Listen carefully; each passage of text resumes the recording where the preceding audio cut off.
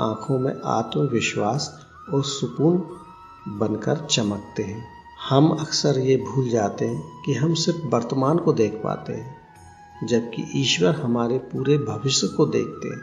हमें आज का दर्द दिखाई देता है, लेकिन उसके पीछे छिपी हुई एक सीख और आने वाली खुशी दिखाई नहीं देती। ईश्वर की योजनाएं इसलिए समझ में नहीं आती क्योंकि हमारी दृष्टि सीमित है। हम सिर्फ एक पल, एक स्थिति और एक समस्या को देखते हैं, जबकि ईश्वर जीवन की पूरी तस्वीर देख रहे होते हैं।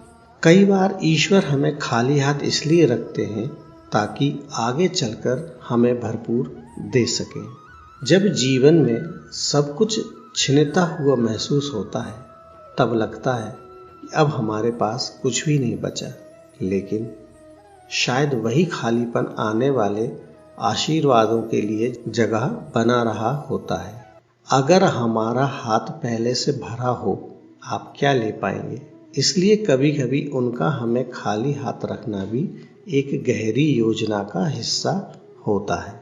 कभी कभी ईश्वर हमसे कुछ छीन लेते हैं, कोई अवसर, कोई सपना, कोई उम्मीद। उस समय हमें लगता है कि हमने सब कुछ खो दिया, लेकिन समय के साथ हमें समझ आता है कि जो हमसे छिना था वह शायद हमारे लिए सही नहीं था, या फिर उसकी जगह हमें उससे कहीं बेहतर मिलने वाला था।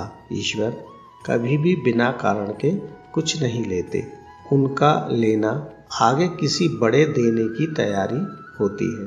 कभी कभी वह हमें अकेला महसूस कराते हैं।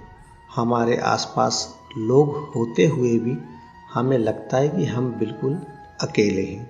कोई समझने वाला नहीं, कोई सहारा देने वाला नहीं, लेकिन वही अकेलापन हमें खुद से मिलवाता है। उसी समय हम अपनी असली ताकत को पहचानते हैं। हमें पता चलता है कि हम दूसरों के सहारे से ज़्यादा अपने अंदर की शक्ति से आगे बढ़ सकते हैं। याद रखिए, ईश्वर कभी हमें गलत रास्ते पर नहीं ले जाते। गलत तो हमारी नज़रें होती हैं जो सिर्फ आज का दर्द देखती हैं, आने वाली खुशी नहीं देख पाती। जिस रास्ते पर आज अंधेरा दिखाई दे रहा है, उसी रास्ते पर कल रोशनी चमकती है। जिस मोड़ पर आज हम रुक गए हैं, वही मोड़ हमें कल सही दिशा दिखाता है। भगवान श्री कृष्ण कहते हैं, दुख से दोस्ती रखो, सुख तो धोखा दे जाता है। यह बात सुनने में